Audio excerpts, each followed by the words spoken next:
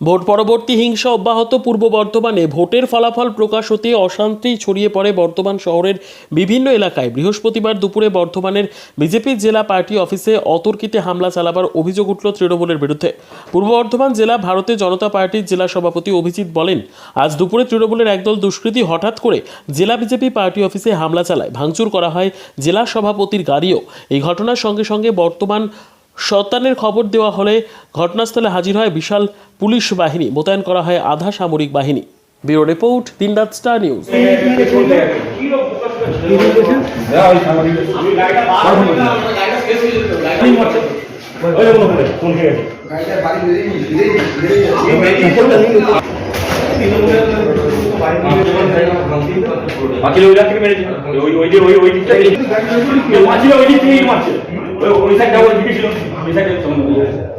আর কি জানি তো একটাই তো আমি ভাবি বললাম যে গাড়ি খারাপ 100 লোক ছিল লাঠি নিয়ে গাড়ি নিয়ে বলে কোন ঘন্টা থেকে করছে লাঠি দিয়ে মারছে রেডি আপ তো তুমি কাজ করো যে এটা ছবিলে কারণ না আমার ভিডিও করতে আমাদের দেখতে পাচ্ছি না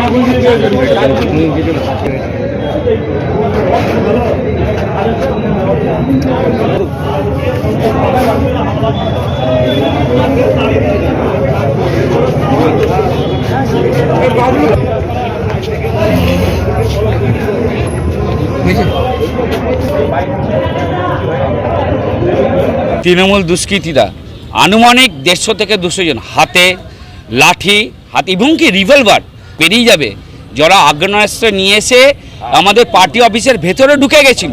এসে যখন গাড়ি ভাঙচুর হচ্ছে, জেলা সভাপতি গাড়ি ভাঙচুর হচ্ছে, আছেন তাদের দায়িত্ব নেওয়া উচিত যে হিংসার রাজনীতি বর্ধমান শহরে বন্ধ হোক। নম্বর ওয়ার্ডে ভাঙচুর কি রাজনীতি? উদয়পল্লী, কাঞ্চননগর, বৈকুণ্ঠপুর কি হচ্ছে এই রাজনীতি? পরিবার আক্রান্ত মা বোনেদের পর্যন্ত ছাড়া হচ্ছে না। এই হিংসা আমরা প্রস্তুত আছি, আমরাও যদি মরে যাই মরে যেতে রাজি আছি, কিন্তু মেরে মরবো। তৃণমূল কংগ্রেসকে পরিষ্কার বলতে যে আমরা যদি মরি আমরা মানুষকে মেরেই মরবো। তাই আমরা আমাদের জীবনকে নিয়ে আর আমরা কোনো ভয় পাই না। রাজনীতি করতে এসছি, মরবো।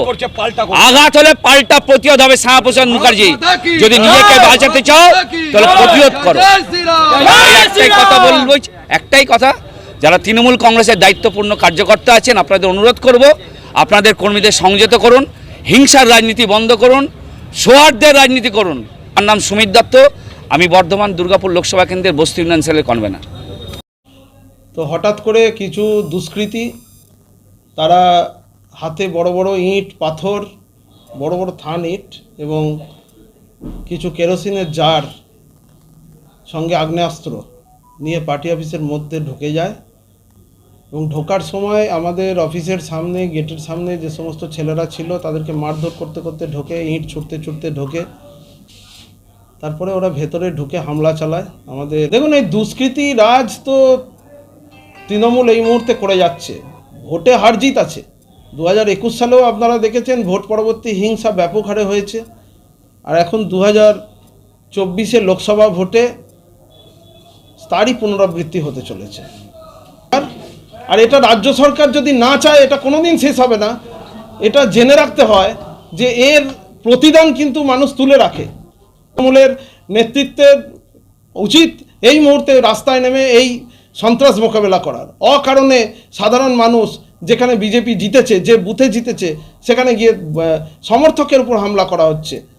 সজলধারার জল বন্ধ করে দেওয়া হচ্ছে, বলগোনায় জল বন্ধ করে দেওয়া হয়েছে, বেশ কয়েকটা গ্রামে পাইপলাইন কেটে দেওয়া হয়েছে। আস্তে আস্তে একটা রাজনৈতিক মঞ্চের লড়াইটাকে আস্তে আস্তে হিন্দু মুসলিমে নিয়ে যাওয়া হচ্ছে। অদ্ভুত ব্যাপার। আমাদের গ্রেপ্তার করে এর বিহিত করবে, তা নাহলে একটা সময় আমরাও সম্মুখ সমরে নেমে যেতে বাধ্য হব।